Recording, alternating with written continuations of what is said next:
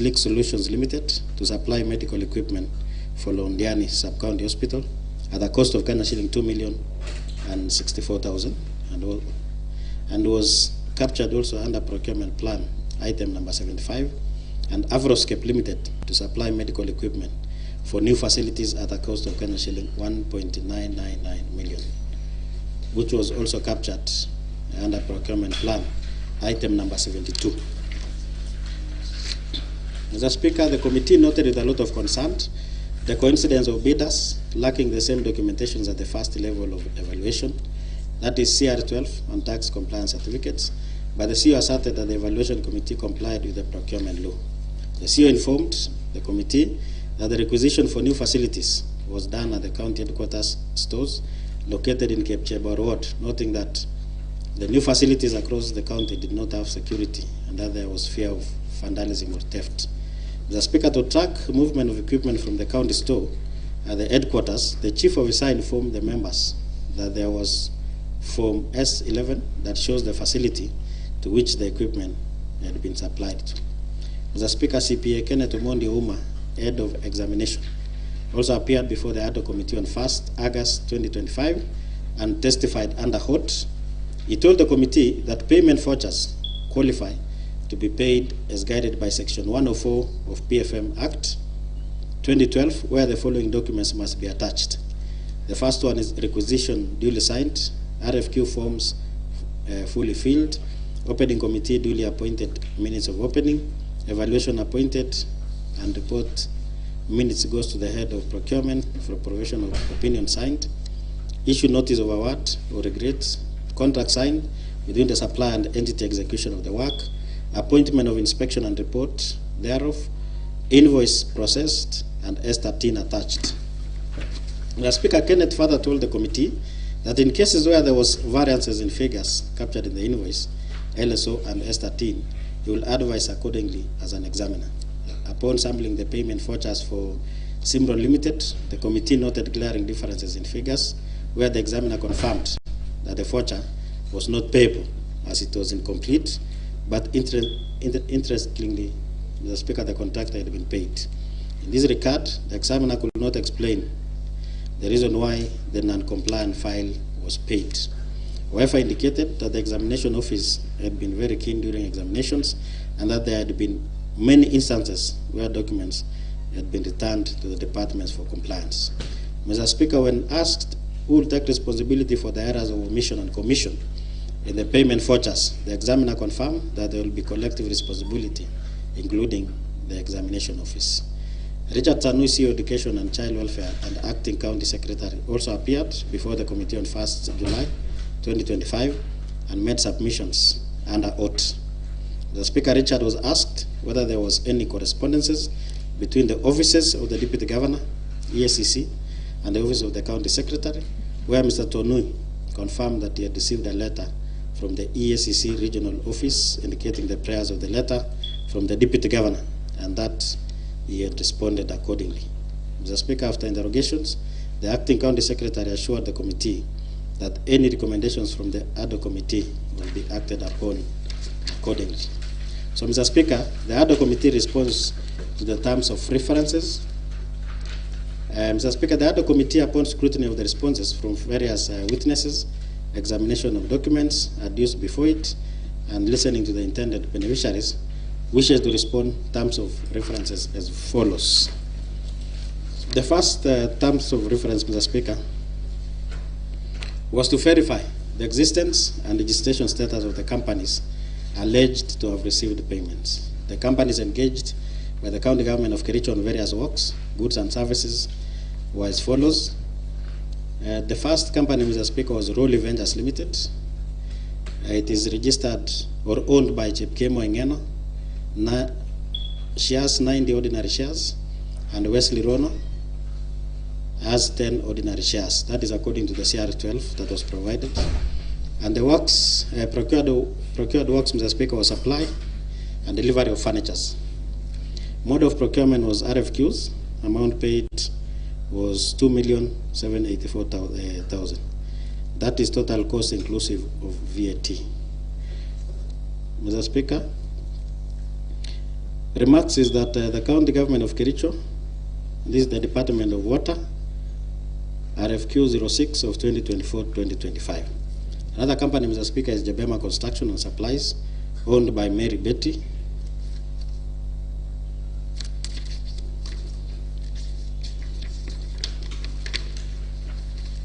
They supplied sanitary items. Mode of procurement is RFQs, and the money, inclusive of VAT, was 2,900,000 2,900,500 shillings. The quotation number, Mr. Speaker, is 05 of 2024-2025 in the Department of Water, County Government of Kericho. Another company, Mr. Speaker, is IBM Bro Construction Limited. We did not get the status of the company. The procured works was general office supplies. We were not told which mode of procurement, Mr. Speaker, and the amount paid was 3,558,960 shillings. At the same time, Mr. Speaker, payment voucher was not provided. The fourth company, Mr. Speaker, is Simron Constructions Company Limited, company owned by Maureen Simaloi, 1,000 ordinary shares, that is according to the CR12 provided. This one, procured works, Mr. Speaker, is delivery of computers and accessories, that is laptops and photocopier machines. It was under RFQs, and the amount paid was 2,750,000. This one, Mr. Speaker, was in the Department of Roads, quotation number 1 of 2024-2025. Number 5 is Enril Supplies. The owner is Eric Mbui. Maintenance of motor vehicles, quotation number 2, the Department of Roads, and the amount paid was 2,975,500 shillings. Number 6, Mr. Speaker, is Tokila Holding. That is business name, owned by Dennis Kimutai Langat. They procured stationaries. Amount paid was 2,964,000. The Department of Roads, quotation number 3 of 2024-2025. Then number 7 is Denby Holdings Limited. We did not get the owner of that company, Mr. Speaker. And procured works was provisions of catering services for public participation. Amount paid was 2,985,000. This is, Mr. Speaker, quotation number 20 in the Department of Land, Housing and Physical Planning. Crensby Group Limited, Mr. Speaker. This one is owned by Chelangat Masi, and they were supplying office furnitures. They were paid 2,993,000. Quotation number 3 of 2024-2025, the Department of Land, Housing and Physical Planning. Number 9, Mr. Speaker, is Daprol Ventures Limited, owned by Brian Kiprotich Ruyat. They maintained or procured works, Mr. Speaker, was maintenance of lands, housing and physical planning office building. It was RFQs. Amount paid was 2,999,000. RFQ number 11 of 2024-2025, the Department of Lands, Housing and Physical Plan. Number 10 is Finch Focus Limited. We did not get the owner of that company, Mr. Speaker. They supplied stationaries. They were paid 2,996,000. Quotation number 7 in the Department of Finance and Economic Planning for the financial year 2024-2025. Number 11 is Ildru Holdings Limited. We did not get also, Mr. Speaker, the owner of this company. Procured works, Mr. Speaker, is tents, chairs, and public address. They were paid 2,978,000. Quotation number 09 of 2024-2025 in the Department of Finance and Economic Planning. Mr. Speaker, Jomax Holding Limited, we did not also get, Mr. Speaker, the owner of this company. The procured works was sanitary and cleaning items. They were paid 2,984,000. That is quotation number 8 of 2024-2025, the Department of Finance and Economic Planning. Mr. Speaker, number 13 is Pulse Planet Company Limited. Also, we did not get the owner of this company. Procured works, Mr. Speaker, is provision of tents, chairs, and peer system. They were paid 1,850,000. quotation number 1 of 2023-2024 under the Department of Finance and Economic Planning. Number 14, Mr. Speaker, is Benlock Ventures Limited. We did not also get the honor of this company.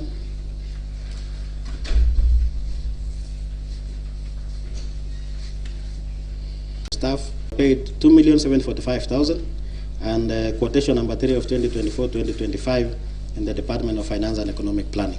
Number 18, Mr. Speaker, is Bueno Day One Limited. This one, Mr. Speaker, also we did not get the honor of this company. The procured works, Mr. Speaker, is public address system, TENS, and they were paid 2,895,500. Quotation number 1 of 2024-2025, the Department of Finance and Economic Planning. Mr. Speaker, another company is Nesfield Enterprises Limited. We did not also get the honor of this company. Procured works, Mr. Speaker, is delivery of office furniture and fittings. They were paid 2,828,000. Mr. Speaker, this company, Mr. Speaker, were not given the quotation number and the department that this money was paid from. Mr. Speaker, number 20 is Kichoza Limited. We did not also get the honor of this company. Procured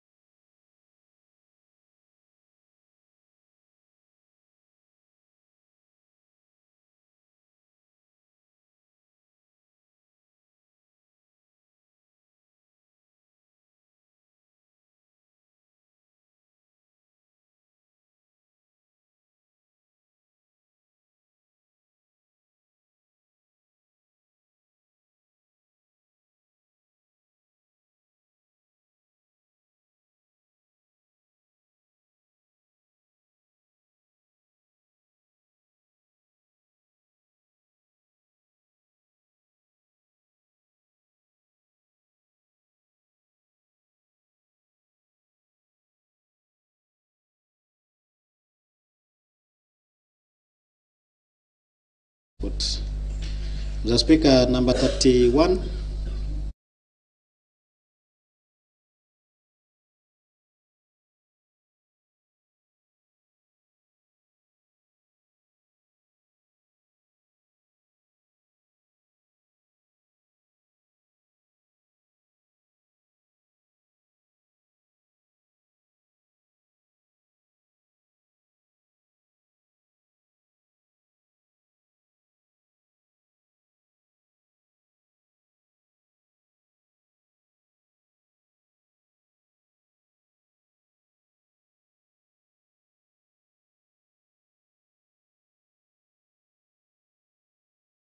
Tom Cheruyat, Biegon.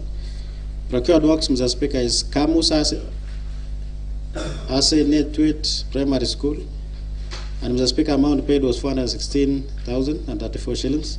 Quotation number 40 of 2023-2024, the Department of Public Works. The Speaker, number 34 is Prospera Ventures Limited, owned by Dorcas Chepkemoi. This is proposed construction and rehabilitation of P1 Chebirit Primary School road projects. Request for quotation, and the amount paid was 423,756 shillings. This one is a retention fee, Mr. Speaker, and the quotation number was 079 of 2023-2024. That is also roads. Number 35, Mr. Speaker, is Cherire Holdings Limited, owned by Winston Cherono Ruto. Construction of Arabilo Chipkoson Road. They were paid also 453,036 shillings. Quotation number 13 of 2023-2024 in the Department of Public Works and Transport. This is also, Mr. Speaker, retention. Mr. Speaker, there is also Megro Products Limited, owned by Njoroge James. This is maintenance of Westpass, Nyakinywa Road. Amount paid is 395,028, and the quotation number. This one, the one written T of 2018-2019. Number 37, Mr. Speaker, is Megro Products Limited, owned by Njoroge James. Proposed construction of P1 not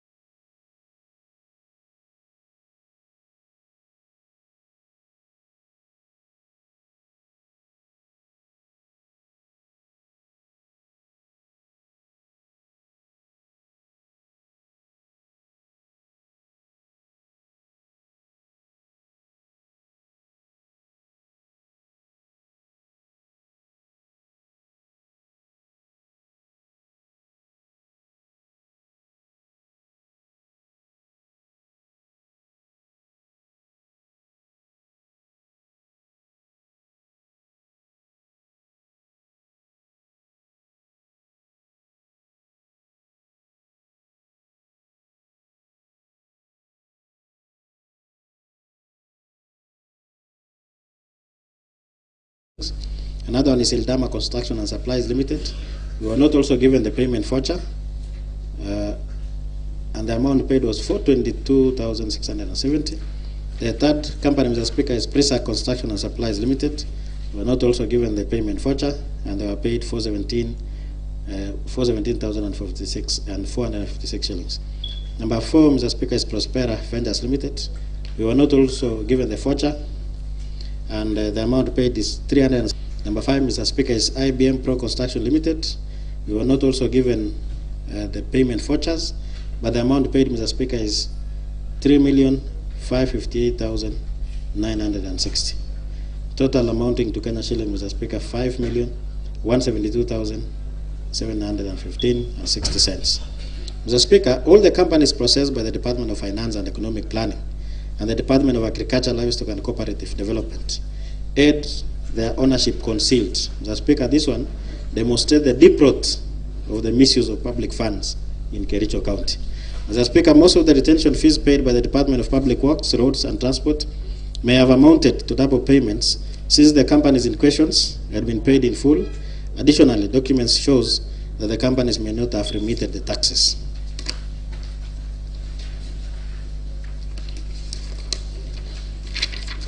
Mr. Speaker, to establish whether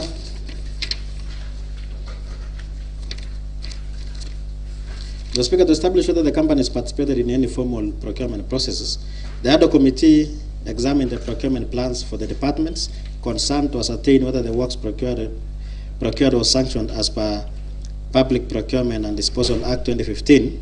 Additionally, Mr. Speaker, the committee examined payment vouchers to ascertain whether works sanctioned was processed competitively through procurement to finality. And Mr. Speaker, the committee observation is as follows: that most of the items procured by the departments were in the approved procurement plans presented by the affected departments.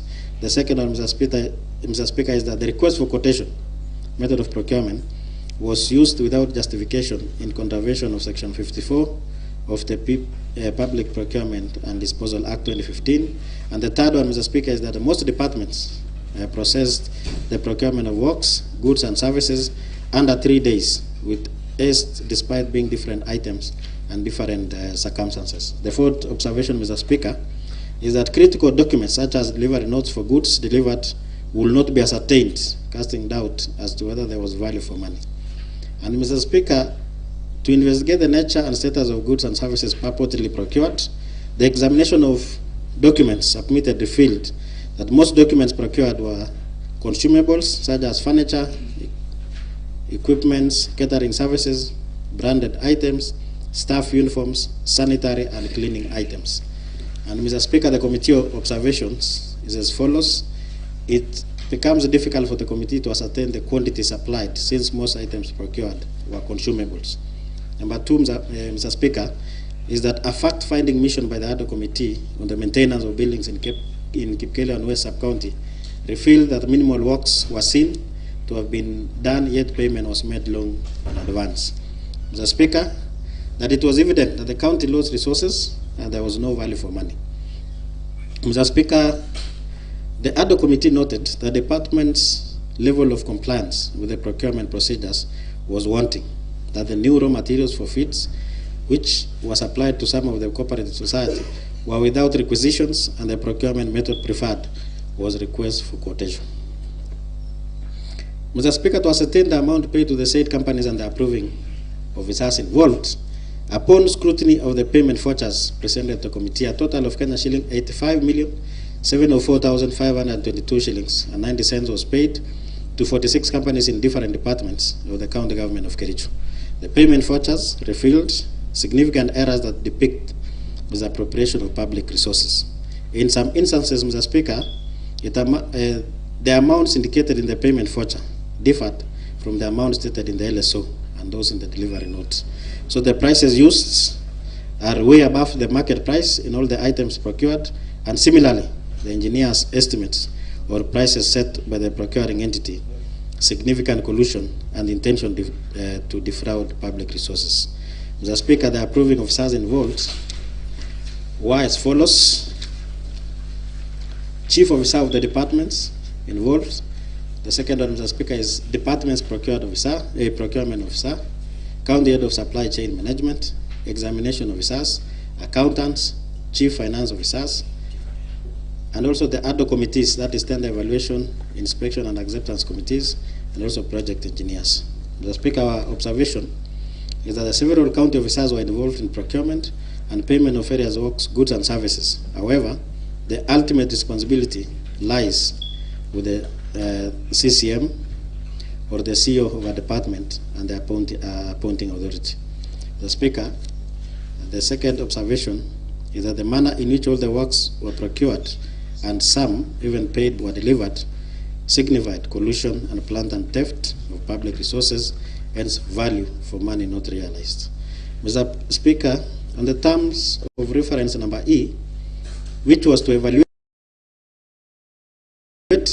any breaches of law, policy, or procedure in the said transactions, the ad hoc committee established that several laws have been breached as follows. The first one, the departments in procuring goods and services did not adhere to the procurement procedures, in that there was no appointment of tender opening committees in some procured works, contrary to Section 78 of the Public Procurement and Asset Disposal Act 2015, as read together with Regulations 25 of the Public Procurement and Asset Disposal Regulations of 2020. Further, most of the departments failed to provide the professional opinions to the accounting officers on the procurement or asset disposal proceedings, contrary to Section 84 of the Public Procurement and Asset Disposal Act 2015. The second one, Mr. Speaker, is the departments opted to splitting of contracts to suit the requests for quotation methods for purposes of avoiding the use of other procurement methods, contrary to Section 54 of the Public Procurement and Asset Disposal Act 2015, as read together with Regulation 43 of the Public Procurement and Asset Disposal Regulations 2020. Mr. Speaker, the accounting officers procured goods and services without ensuring that the same should be within approved budget as required under Section 44(2)(a) of the Public Procurement and Asset Disposal Act 2015. The Speaker, number 4 is that documents used by the departments were not clear and did not bear references to the procurement requirements, provisions of dates, especially invoices generated under signatures of respective officers. This clearly shows that the officers contravened the provisions of Regulation 68 of the Public Procurement and Asset Disposal Regulations of 2020. Number 5, Mr. Speaker, is the departments did not conduct market survey as required under Regulation 43(4) of the Public Procurement and Asset Disposal Regulation of 2020. So the contractors therefore supplied goods and services, exorbitant prices contrary to Section 54(2) of the Public Procurement and Asset Disposal Act of 2015. The Speaker, number 6 is that in some instances, payments were made in advance before delivery of goods and services by the departments without an indication of exceptional provisions in the contract or any written agreement. This indicates, Mr. Speaker, that payments were made contrary to Section 146 of the Public Procurement and Asset Disposal Act of 2015. Mr. Speaker, in the last terms of reference, Mr. Speaker, which was to recommend appropriate administrative, legal, and policy actions, including potential recoveries, after analyzing of evidence and careful examination of oral evidence and documents presented before the other committee, the committee recommends as follows: the Department of Agriculture, Livestock, Fisheries, and Cooperatives. Officers involved, Mr. Speaker, were Chief Officer, Procurement Officers, and Head of Supply Chain Management. And our recommendations on administrative action, legal and policy option is that to capacity build the officers involved, lay down disciplinary action be instituted by the County Public Service Board and the appointing authority. The Department of Public Works, Roads and Transport, officers involved, Mr. Speaker, is Chief Officer, Procurement Officer, Finance Officers, Head of Supply Chain Management, and suppliers involved. Mr. Speaker, our recommendation on administrative action, legal and policy options is to capacity build the officers involved, lay down disciplinary action be instituted by the County Public Service Board and the appointing authority. The Speaker, the Department of Water, Energy, Environment, Forestry and Natural Resources, Officers involved also, Mr. Speaker, is Chief Officer, Procurement Officer, Finance Officers, Head of Supply Chain Management, and suppliers involved. Also, Mr. Speaker, our recommendation is capacity building the officers involved, and also to lay down disciplinary action be instituted by the County Public Service Board and the appointing authority.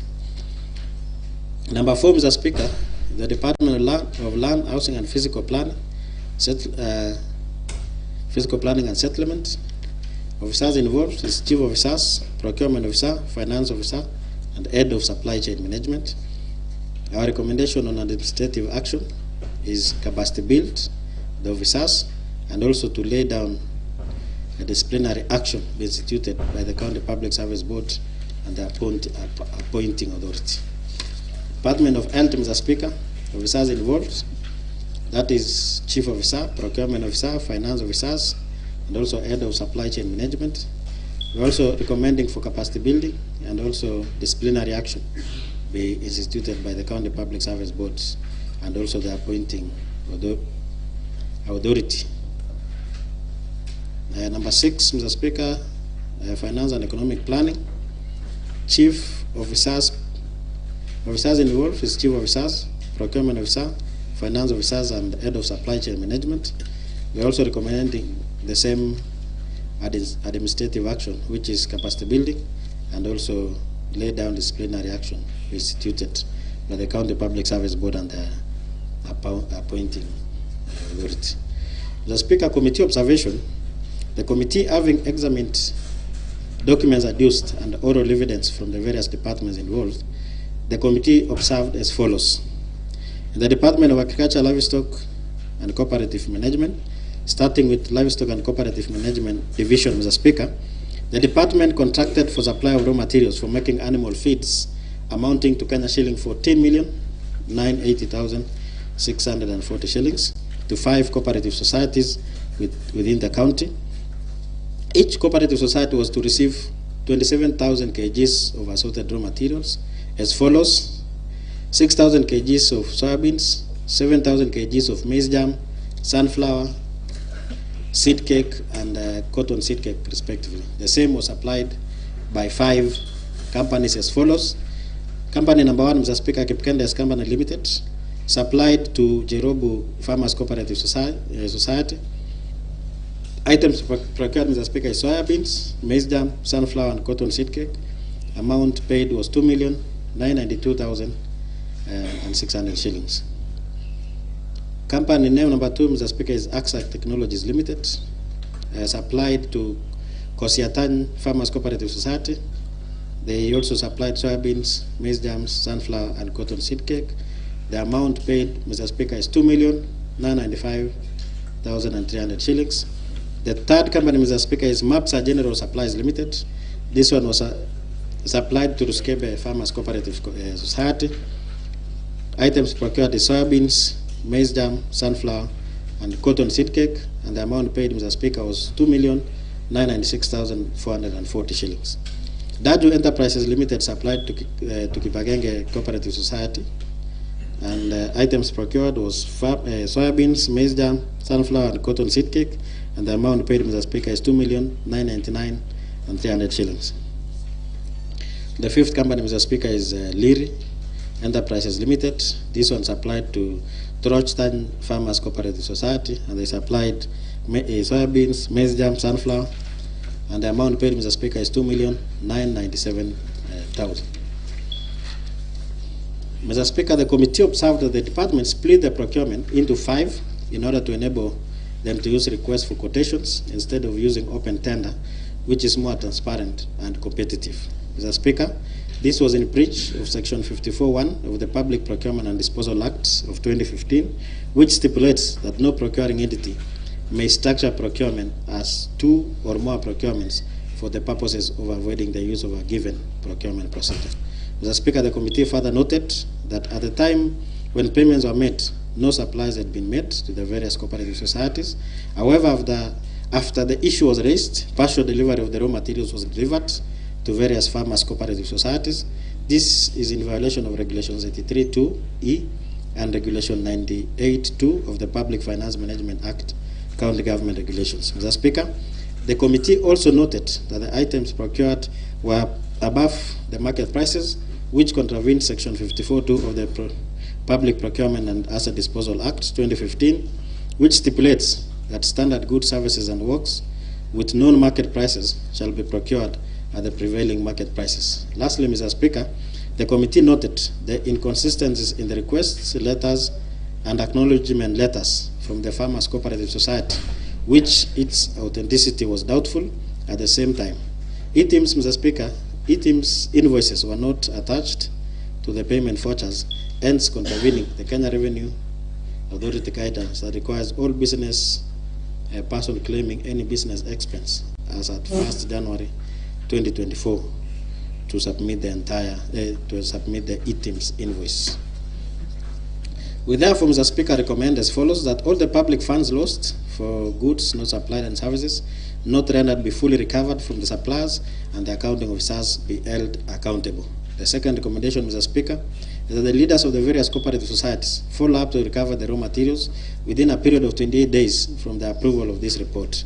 The third recommendation, Mr. Speaker, is that the valid ETIMS for the above companies be provided to the Committee on Agriculture within 15 days from the approval of this report. Then, Mr. Speaker, in the Division of Agriculture, the department contracted for the supplies of office furniture amounting to Kenya shilling 2,828,000 from Nesfield Enterprises Limited, catering services amounting to Kenya shilling 2,972,820 from Kichoza Company Limited, and assorted stationaries amounting to Kenya shilling 2,948,000 from Jolie Group Limited, all totaling to Kenya shilling 8,748,820. The committee observed that all the above payments was not supported by the official ETIMS invoices, hence contravening the Kenya Revenue Authority guidelines that requires all business person claiming any business expense as at 1st January 2024 to submit the ETIMS invoice. Mr. Speaker, the S11, that is counter receipt and issue voucher, which was used to issue furniture to the users, were not legible, hence the committee could not establish if the said supplies were received and issued to the users. Mr. Speaker, at the same time, another S11 indicated all the stationaries procured were issued to one officer instead of being received and put in the store so that it can be issued on need basis. Mr. Speaker, the invoice for the provisions of catering services was not dated. This is appointed to weak internal controls. Committee recommendations, Mr. Speaker, is that the Chief of Staff of the Department ensure that internal systems and controls are adhered to as provided for in the law and regulations. Number two is that Form S13, S11 be adhered in order to track supplies and ensure goods procured are accounted for. Mr. Speaker, the third one is that valid ETIMS for the above companies be provided to the Committee on Agriculture within 15 days from the approval of these reports. The Department of Public Works, Roads and Transport, Mr. Speaker, the department contracted Simron Construction Company Limited for the supply of computers amounting to Kenya shilling 2,750,000, and Real Supplies Limited for maintenance of motor vehicles amounting to Kenya shilling 2,975,500, and then another, Mr. Speaker, is Tokila General Supplies for the supply of general office supplies amounting to Kenya shilling 2,964,000, all totaling to Kenya shilling, Mr. Speaker, 8,689,500. The committee noted that all the companies did not attach valid ETIMS invoices, hence the remittance of taxes to KRA by the three companies could not be established. This therefore contravenes the Kenya Revenue Authority guidelines that requires all business person claiming any business expense as at 1st January 2024 to submit the ETIMS invoice. Mr. Speaker, at the same time, there was inconsistencies between the invoice amount and the contract price. All the three companies issued invoices of Kenya shilling, Mr. Speaker, 2.9 million each, while the contract prices was varied as stated above. This points to weaknesses in internal controls or the company stated above, could be related and only used to beat competition in the use of request for quotation method. Mr. Speaker, the committee further noted invoice for the maintenance of motor vehicles as well as the evaluation report did not indicate the specific services done in the motor vehicles other than engineers' estimates made during requisitions. This therefore indicated that the accounting officers failed to establish proper financial management, internal controls, policies which may lead to wastage of public funds as it is stipulated in Regulation 42 of the Public Finance Management Regulations. Mr. Speaker, the committee further noted that the computers and stationaries procured were above the prevailing market prices in contravention to Section 54(2) of the Public Procurement and Asset Disposal Act 2015. Mr. Speaker, we therefore recommended that the mechanical engineer on the maintenance of motor vehicles provide mechanical inspection report of motor vehicles serviced and list of spare parts purchased under the tenders under review. The second recommendation, Mr. Speaker, is that the accounting officer of the department should adhere to the market price as provided Public Procurement and Disposal Act 2015, and that all monies lost as a result of overpricing be recovered. Mr. Speaker, the third is that valid items for the above companies be provided to the Committee on Public Works, Roads and Transport within 15 days from the approval of this report. Mr. Speaker, Department of Water, Energy, Environment, Forestry and Natural Resources, the department contracted Rolly Ventures Limited at the cost of Kenya shilling 2,784,000 to supply office furniture through requests for quotation, procurement methods. The committee noted that the department had a budget of only Kenya shilling 1 million for the procurement of office furniture during the financial year under review.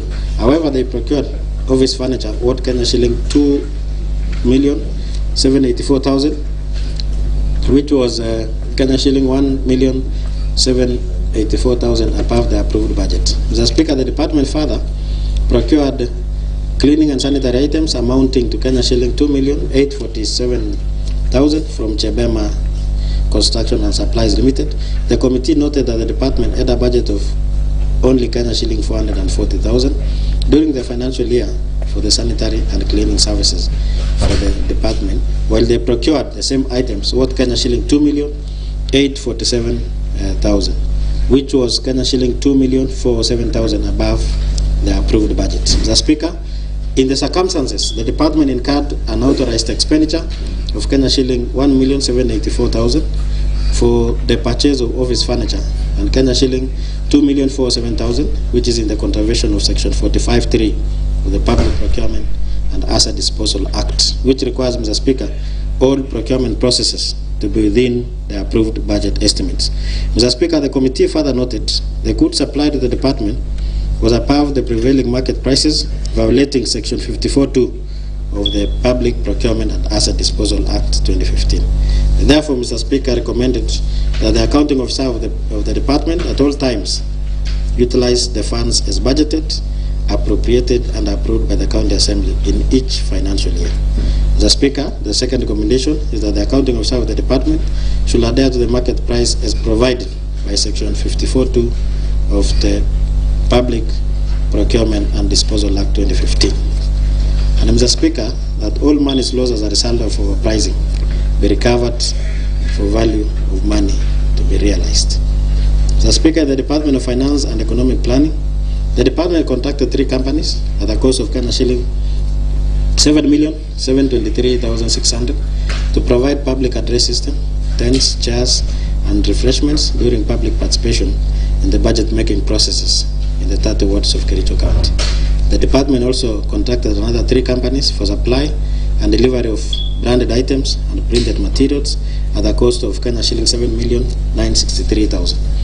The 3 companies were as follows: Alucraft Limited for Kenya shilling 2,732,500, Roreki Limited for Kenya shilling 2,745,000, and then the last one, Mr. Speaker, is Dark Limited for Kenya shilling 2,485,500.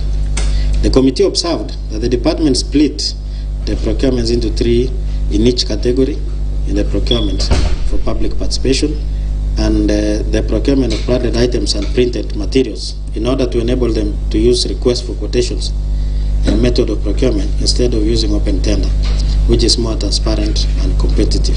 This was in breach of Section 54(1) of the Public Procurement and Asset Disposal Act 2015, which stipulates that no procuring entity may structure procurement as two or more procurements for the purpose of avoiding the use of a given procurement procedure. Mr. Speaker, the committee noted that there was no newspaper advert or any other documentations attached to the payment vouchers showing the dates and venues of all the 30 wards where public participation was alleged to have taken place. Furthermore, key tender documents including tender opening minutes, procurement provisional opinion, inspection and acceptance committee reports, and evidence of appointment of tender committees were not attached to the payment vouchers. This, Mr. Speaker, contravenes Regulations 104 of the Public Finance and Management Act, and also regulations that require all payment vouchers to be properly documented. Mr. Speaker, the procurement procedure was not followed as per the Public Procurement and Asset Disposal Act 2015, in that the provisional opinions were not provided as required under Section 84 of the Act. The tender opening meetings were not prepared contrary to Section 78 of the Act. Mr. Speaker, the Department of Finance also contracted Finch Focus Limited for supply and delivery of office stationery at a cost of Kenya shilling 2,996,000. Jomax Oldex Limited for the supply of sanitary and cleaning materials at a cost of Kenya shilling 2,984,200 shillings, and also Benlock Vendors Limited for refurbishments and other ancillary works at a cost of Kenya shilling 2,488,036 shillings. All the three payments were not properly supported with tender opening minutes, procurement provisional opinion, as well as evidence of appointment of various tender committees. Mr. Speaker, the accounting officer in Section 147(1) is required to establish strong internal controls and ensure payments for goods and services should have proper supporting documents. Mr. Speaker, the committee noted that the procurement of sanitary and cleaning materials by the department amounting to Kenya shilling 2,984,200 was done without a budgetary allocation, leading to unauthorized spendings. Mr. Speaker, this therefore means the accounting officer failed to adhere to the provisions of Section 149 of the Public Finance Management Act, read together with the Regulations 53 of the Public Finance Management Regulations, which prohibits one from authorizing payments not budgeted for. The Speaker, the department also paid out Kenya shilling 6,899 shillings 424 from the retention account to 18 companies as retention fees. Out of the 18 companies, Megro Products Limited received 7 payments as retention fees for the financial year dating back to 2018-2019. The Speaker, the department did not provide copies of the payment vouchers for 3 companies, which were paid detention fees, totaling to Kenya shilling 1,243,557 shillings. Based on the documents provided, the committee was not able to establish whether the companies which were paid retention money had earlier been paid in the prior year, since the retention register, complete cash book, and bank statements for the retention account were not provided to the committee, even though a request had been made on the same. Section 27(1)(c)(2) of the County Assembly's Powers and Privilege Act 2017 provide, Mr. Speaker, that this is an offence not to provide documents as requested. The Speaker will therefore recommend that the accounting officer... Honorable Albert, there is a request by the media team that they want to see your face, that they cannot see, and therefore Sergeant Atama has advised that you move to the other end, so that... Is it possible, Mr. Speaker, that you allow them to be... or I have to... yes. So let me see what to do, Mr. Speaker. Okay, as you plan to... Okay, thank you, Mr. Speaker. So, Mr. Speaker... the Honorable Albert, if the other end will be okay, it will be better for you. I think it's a public outcry. It's due to, I'm being informed, it's due to public demand. I guess you are one of the most popular people today in town, Chairman. as you can even you move your water so that, and we can even allow you some 30 minutes, 30 seconds to take your water. But just allow me to continue, Mr. Speaker, because of the interest of time also. Because I'm very sure that all these members, they want to contribute. This is a big matter that everyone waits. So, Mr. Speaker, just allow me to continue, and then maybe later on I will be able to sit and rest for some time. So, otherwise, Mr. Speaker, I was saying that our committee recommendation, Mr. Speaker, is that the accounting officer for finance should desist any unauthorized spending. And Mr. Speaker, the CCM, Finance and Economic Planning, County Chief Officer, be subjected to disciplinary process in line with Section 27(1)(c)(2) of the County Assembly's Powers and Privilege Act of 2017. And Mr. Speaker, the accounting officer of finance at all times comply with Section 54(1) of the Public Procurement and Asset Disposal Act of 2015 and Section 149 of the Public Finance Management Act, read together with Regulation 53 of Public Finance Management, that is regulations of the county governments, which prohibits one from authorizing payments for items not budgeted for. Mr. Speaker, in the Department of Lands, Housing and Physical Planning, the department contracted Deprol Fenders Limited for maintenance of 15 residential houses in Kipkelion West Sub-County at a cost of Kenya shilling 2,999,000. The committee noted that the payment was done without inspection and acceptance committee report, hence deemed no inspection for the service was done as per Section 48 of the Public Procurement and Asset Disposal Act.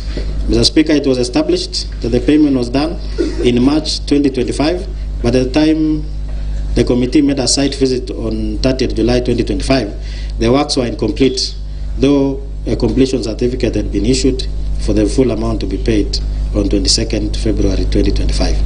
Mr. Speaker, painting works and the removal of asbestos and replacement with a proper roof was not yet done. Mr. Speaker, this amounted to making advance payments contrary to Section 146 of the Public Procurement and Disposal Act and Regulation 98 of the Public Finance and Management Regulations. Mr. Speaker, furthermore, Section 48 of the Anti-Corruption and Economic Crime Act forbids officer or person whose functions concern the administration, custody, management, receipt, or use of any part of the public revenue or public property from fraudulently making payments for substandard works. Mr. Speaker, from the document submitted to the committee on 25th July 2025, the award letter was issued to the contractor on 5th November 2024 before the tender opening date of 14th November 2024. At the same time, the Speaker, an invoice was issued on 20th February 2025. And 2 days later, Mr. Speaker, a completion certificate issued on 22nd February 2025 by the Kericho Municipal Board. Even though it was not within their jurisdiction, this points to falsification of documents with intention to defraud public funds contrary to Section 30 of the Leadership and Integrity Act. Mr. Speaker, lastly, an ETR invoice was attached to the payment voucher instead of the eTIMS invoice. However, the ETR invoice provided could not be validated through the QR code in the invoice. This also points to falsification of the documents with intention to defraud public funds contrary to Section 30 of the Leadership and Integrity Act. Mr. Speaker, the department contracted NB Holdings Limited for the provisions of catering services at the cost of Kenya shilling 2,985,000 for the public participation on the resettlement of squatters at Chelimoland. Mr. Speaker, the committee established the department had a budget of only Kenya shilling 2,500,000 shillings and procured goods worth Kenya shilling 2,985,000, which exceeded the budget by Kenya shilling 984,500. The Speaker, this unauthorized expenditure of Kenya shilling 984,500 was incurred contrary to Section 45(3) of the Public Procurement and Asset Disposal Act, which requires all procurement processes to be within the approved budget estimates. Mr. Speaker, the public participation was to take place on 18th November 2024, as per the documents provided to the committee. However, the computations was based on 500 people for 5 days and not 1 day as requested. Furthermore, Mr. Speaker, the photos attached to the payment vouchers was for another event held at Moi Gardens on 24th March 2024 and not for the Chelimo event, which was held on 6th December 2024.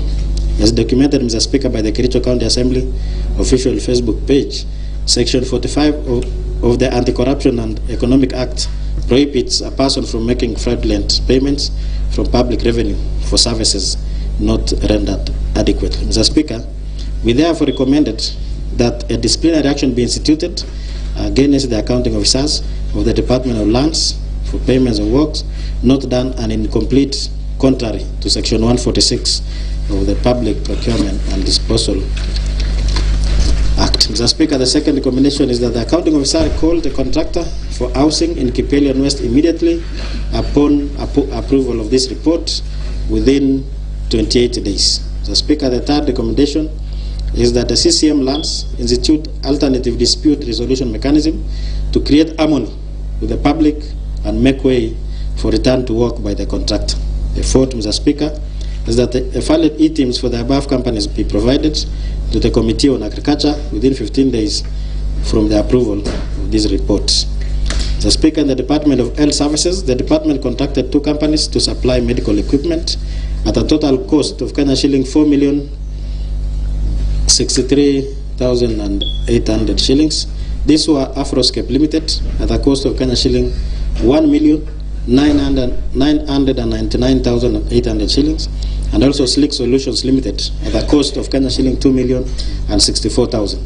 The committee, Mr. Speaker, observed that the department split the procurement into 2 in order to enable them to use requests for quotations instead of using open tender, which is more transparent and competitive.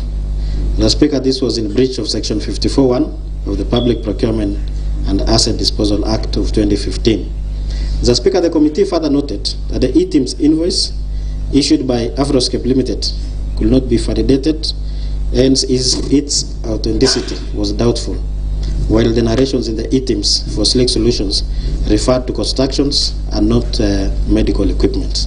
Mr. Speaker, this therefore means the payment vouchers were not properly documented as per Regulations 104 of the Public Finance and Management Regulations of the county governments. Mr. Speaker, we therefore recommended that the accounting officer of finance at all times comply with Section 54(1) of the Public Procurement and Asset Disposal Act of 2015 and also Section 149 of the Public Finance Management Act, read together with Regulations 53 of Public Finance Management, that is county governments, regulations which prohibits one from authorizing payments for items not budgeted for. Mr. Speaker, another recommendation was that a valid e-teams for the above companies be provided to the Committee on Agriculture within 15 days from the approval of this. There was an error there, Mr. Speaker. It should be health, the Committee on Health within 15 days from the approval of this report. Mr. Speaker, ad hoc committee general observations. The ad hoc committee, upon conducting investigations, careful analysis of the evidence, adduced and field visits, cross-examination of witnesses, and interrogations of projects and goods supplied, observed that the affected departments colluded in procuring the works, goods, and services. Payments were made in advance before goods were delivered, and others remain undelivered to date. Mr. Speaker, accountable documents were used to make payments with signatures that could not be authenticated. Mr. Speaker, the above highlighted gaps point out to serious governance concerns and weak internal controls in Kericho County, that the appointing authority, policymakers, accounting officers, and indeed all the officers entrusted to deliver services to the county do it as required by law. By following due process of law, public resources shall be utilized well, thus restoring public trust in county governance. In essence, Mr. Speaker, the commissions and omissions intention to defraud the county resources, as observed, confirm the violation of the Constitution 2010, the Public Finance Management Act 2012, the County Government Act 2012, the Leadership and Integrity Act, the Powers and Privileges County Assemblies Act, the Public Procurement and Asset Disposal Act 2015, and that negates the objects of devolution. Mr. Speaker, we therefore do the following general recommendations, Mr. Speaker, that the CCM Finance and Economic Planning and Head of County Treasury enforce statutory provisions of law, such as Article 201 of the Constitution of Kenya 2010, Public Finance and Management Act 2012, IAA 2013, and the rest. Regarding internal controls, prudent financial management, and ensuring that the people of Kericho receive value for their money. Mr. Speaker, the second observation, the second general recommendation, Mr. Speaker, is that the CCM Finance and Economic Planning and the County Head of Supply Chain ensure that all procurements adhere to Public Procurement Assets and Disposal Act of 2015. Mr. Speaker, the third general recommendation is that the County Executive Committee must strengthen its financial systems with regards to procurement and strictly adhere to procedures. The fourth one, Mr. Speaker, is that the procurement methods employed by the county entities must be competitive and not to rely solely on requests for quotation methods.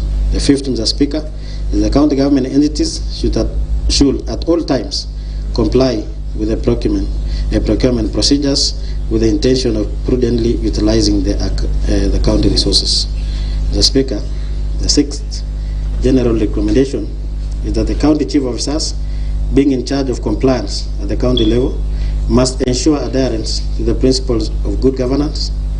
The county chief officers, in their role of reporting, should submit regular departmental performance reports to the county assembly for consideration and necessary actions.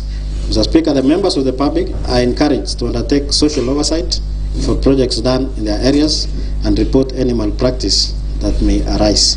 Mr. Speaker, the bill of quantities for works procured must be made public. This is to deter substandard.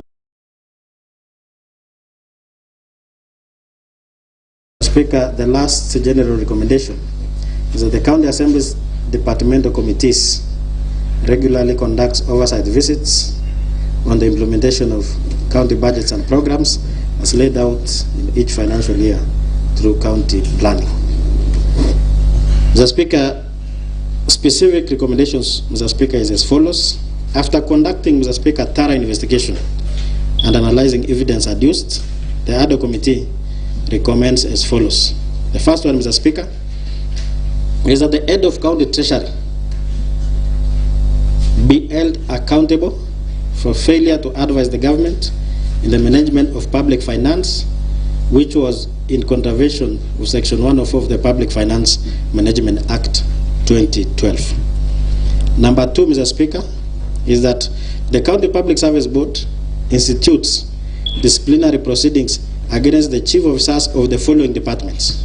The first one is agriculture, in violation of Regulation 83(2)E and Regulation 98(2) of the Public Finance and Management Act and the County Government regulations. Mr. Speaker, these things are actually going to boil towards somewhere that the recommendation has been made that the chief, the head of executive, Mr. Speaker, is going to take, and I want to agree with the report that the head of executive, Mr. Speaker, is going to be held liable. I therefore, Mr. Speaker, want to support this report in totality. Okay, thank you. The Honorable Cheriot Bet, and then I'll give to the Honorable Anthony Ruto.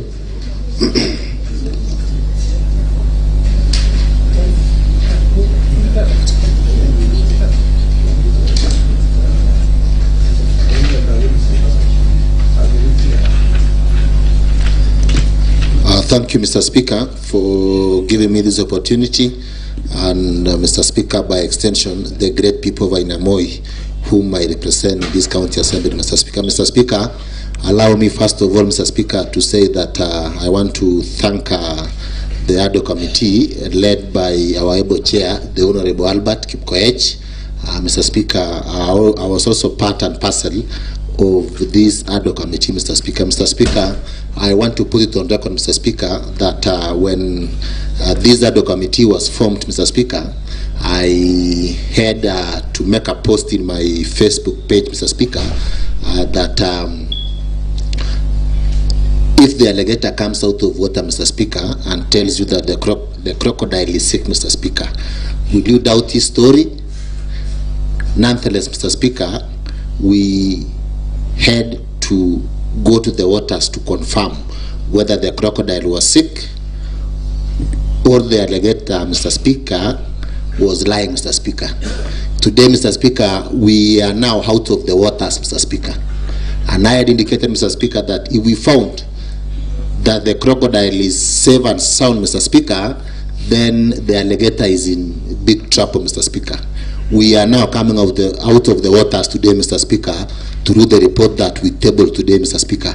And I want to confirm to the people of Kericho, Mr. Speaker, that the crocodile, Mr. Speaker, I doubt whether the crocodile is going to survive for one more day, Mr. Speaker, because the crocodile is very sick, Mr. Speaker, inside the water, Mr. Speaker. Mr. Speaker, I want to say, Mr. Speaker, that the atrocities that was made, Mr. Speaker, can only happen in Kericho County, Mr. Speaker. Mr. Speaker, where on earth, Mr. Speaker, can you find that payment is being made before the supply of services, Mr. Speaker? A classic example, Mr. Speaker, is a society in Kapsaos, Mr. Speaker. I say Kapsaos, Mr. Speaker, because sometimes I speak on behalf of the people of Ainamoi, being the senior most member of the county assembly, Mr. Speaker. Mr. Speaker, we have a society called Toroitaj in Kapsaos, Mr. Speaker. You can imagine, Mr. Speaker, payment was made on 4th day of February 2025. 4th day of February, Mr. Speaker. When this ad hoc committee was formed, Mr. Speaker, the contractor rushed there, Mr. Speaker, and delivered 10 tons, 10.5 tons, Mr. Speaker, on 26th July 2025, Mr. Speaker. The amount that was paid, Mr. Speaker, was to supply 27 tons of raw material, Mr. Speaker, including cotton, sunflower, Mr. Speaker. But then, Mr. Speaker, the contractor was paid. I mean, which government does that, Mr. Speaker? You pay the contractor first, then they supply services, Mr. Speaker, later. At their own time, Mr. Speaker. Which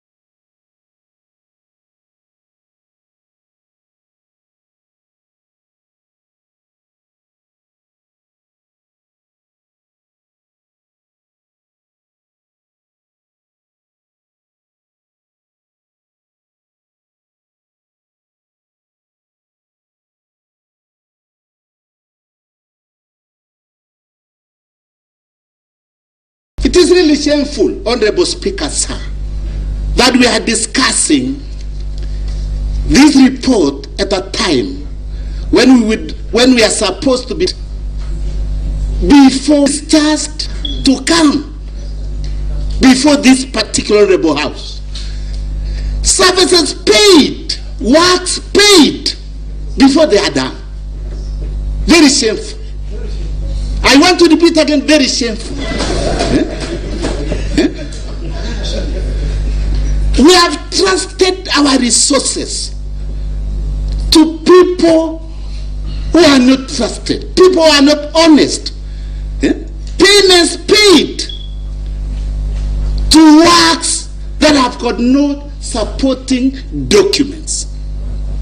A very strong indication that all these things were manipulated in the name of getting money that was not due to these people. We are also told that supplies were never made, and yet money was paid. We are told again, in some instances, prices were inflated. Honorable Speaker, sir, I wish also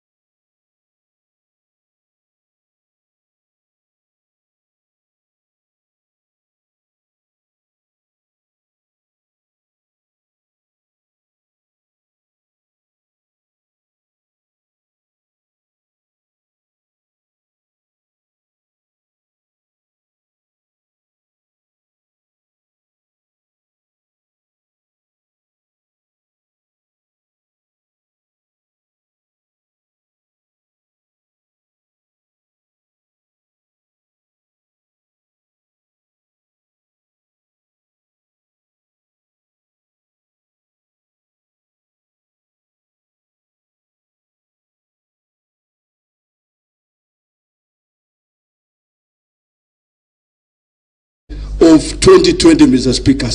Anybody who will be standing with the oppressors, Mr. Speaker, sir, will face a draft in 2027, Mr. Speaker, sir. Mr. Speaker, sir, I wanted to say that so that it becomes very clear. Mr. Speaker, sir, why am I supporting the report when witnesses were invited before this House? I remember very well the CEO, the Chief Officer for Roads and Public Works, when he was asked to explain the photocopy that he had presented before the committee, he said the original has the right figures, but the photocopy had lost the figures, Mr. Speaker, sir. So later I asked him, what is the definition of a photo and a copy? First of all, Mr. Speaker, I said photo is a true image of the original and copy is a copy. So I said, join the two words. Mr. Speaker, sir, he could not explain. So the figures that were in the invoice, the figures that were in the payment voucher, and the figures that were in S13, Mr. Speaker, sir, they were not the same. So I asked him, read. He read. I asked him whether, are the figures the same? He said they are not the same. So number one, why am I supporting this report is that if we were able to sample one payment voucher and it had very serious disparities, it said that the Department of Public Works had failed in their work, Mr. Speaker, sir. Two, the Department of Health, Mr. Speaker, sir. We asked the same Chief Officer to explain to us one of the tenders that he had floated that there were 4 companies that had responded. I remember asking him two companies, one Afroscape and the other Afriscape. The difference in the 2 companies is O and A. So they were very mischievous games in that department, Mr. Speaker, sir. Mr. Speaker, sir, when I asked the Chief Officer for Roads to give us the exact figure for pending bills at the close of the 2024-2025 financial year, he dilly-dallied. He did not give us, and yet those are figures that are supposed to be in his fingertips as the accounting officer, Mr. Speaker, sir. When we got to Agriculture Department and Livestock, Mr. Speaker, sir, chief officers are accounting officers. Mr. Speaker, sir, chief officers are supposed to be AIE holders. But shockingly, the Department of Livestock, the chief officer is a Dr. Bate. He is the accounting officer, but he's not the AIE holder. The AIE holder is a different person, Mr. Speaker, sir. So that says there is a very serious problem in terms of administration in the departments at the county and at the executive. Mr. Speaker, sir, issues to do with dairy is so dear to me. We have seen 5 cooperative societies that were supposed to receive raw materials to enable them prepare dairy meals for animals to improve on milk production so that farmers get value for their money and they get more income to their households. Mr. Speaker, sir, a cooperative in Kapsa's ward, Mr. Speaker, sir, called Toroitstein, did not get all the raw materials. The few that they got, they were unable to do anything with the raw materials because a complete formula for a dairy meal must have maize germ, it must have cotton, it must have soya, it must have proteins, carbohydrates, and starch to be a balanced meal for an animal to produce more milk, Mr. Speaker, sir. But what was delivered in these cooperative societies did not meet a balanced diet for the farmers to prepare adequate dairy meals for their animals, Mr. Speaker, sir. Mr. Speaker, sir, I wish I could continue, but yes, the leader of majority, the Honorable Paul Chichi, you can sit. And sorry, Mr. Speaker, looking again, Mr. Speaker, into our time, I'm rising on a point of order, number 31 of our standing order, Mr. Speaker. It is now 20 minutes past 2, Mr. Speaker. And we are almost starting the second session while seated in the morning session, Mr. Speaker. Mr. Speaker, due to that, and based on the observation from the honorable members, Mr. Speaker, I wish that everybody contributes to this report, Mr. Speaker. And based on that, Mr. Speaker, you will allow me to read standing order number 31, Mr. Speaker, that says a member may at any time, for reasons stated, Mr. Speaker, of which I have stated, Mr. Speaker, seek leave to move that this assembly do now adjourn, Mr. Speaker, until we come up maybe at around 2:30, Mr. Speaker, we proceed until the time that will fully dispense on these reports, Mr. Speaker. Allow me now, Mr. Speaker, to move a motion that this assembly do adjourn until 2:30, then we proceed, Mr. Speaker. I think Paul Chirchir will proceed from there, Mr. Speaker, through your guidance. Okay. Allow me to invite Honorable Haron to second, the Chief Whip, Mr. Speaker, and the Vice Chair National, Mr. Speaker, to second, Mr. Speaker. Okay, the Vice Chair National of Majority Whips in Kenya, the Honorable Aaron Rotich. Well, Mr. Speaker, I want to second the adjournment, Mr. Speaker, owing the fact that the report is actually of great importance to the people of Kericho. I therefore want to second, and thank you very much. All right, thank you. Honorable members, as you have, of course, aware of our sittings, that is the morning and the afternoon sessions, sittings, and now motion by the leader of majority, which I have allowed to proceed. You will now allow me to rise and put the question, and then I will give direction on that.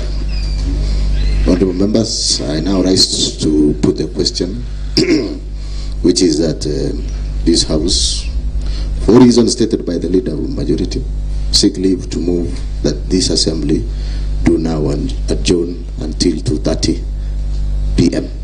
Will as many as are of that similar opinion say aye? Aye. Will as many as are of that contrary opinion say nay? And the ayes have it. So, honorable members, before we adjourn, please be guided that we shall be resuming at 2:30, and we have interrupted our business, and therefore the first order of the afternoon, that is at 2:30, shall be resumption of the motion by the chairman of the ad hoc committee on alleged fictitious payment, and we shall be giving the opportunity to the Honorable Paul Chirchir to finalize his contributions. Therefore, this House, there being no other order of business, this sitting, this House adjourns until 2:30 p.m. That I want us all to talk about is the issue of paying retention, Mr. Speaker. You are paying retention to a work that was done in 2019. It is very unfortunate that the same road has been maintained twice, Mr. Speaker. Mr. Speaker, it is my request to the honorable members here that if there is a matter that we need to take seriously, is this issue of fictitious payment, and going forward also find solution on how we can educate our people to know how to protect their projects when it comes to allocation to end. Today we become silent to things that matter to the people of this county. Thank you, Mr. Speaker, sir. All right, thank you, the Honorable Matthew Korir. Now, you, Honorable, you remind me, is it Honorable Vincent or Bavina? Honorable Bavina first. Okay, in that order. Honorable Bavina Serem.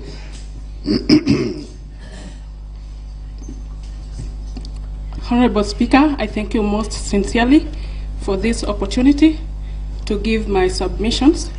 I'll be very brief, and I'll start by thanking the committee for the good work they did, and also for saving the face of this Honorable House.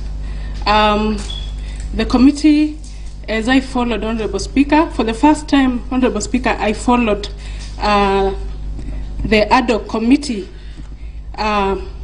minute after minute. I personally followed all the proceedings of the ad hoc committee, and I can say, Honorable Speaker, that the committee was very objective throughout the grilling, and as we have seen the report, I can really commend the committee for the good work they did. Someone had suggested, Honorable Speaker, that you reward the committee by, I suggest that you give them a day out, probably, for the good work they did. I only feel that we failed as a House before, because what would have happened if we didn't have someone from executive blowing that whistle? We failed for not being able to identify these glaring issues of corruption before. The issues raised here are very serious, and I can say without fear or favor that all those implicated with the common mwananchi, Honorable Speaker, on behalf even of my mother, who owned a retail kiosk back at home and religiously pays taxes to this great county, Mr. Speaker, they deserve good services and they deserve value for their money, Honorable Speaker. We've seen about cases of payments being made without even a single works done on the ground, Mr. Speaker. That's so shameful. I was so ashamed, Mr. Speaker. So on behalf of the common mwananchi, Mr. Speaker,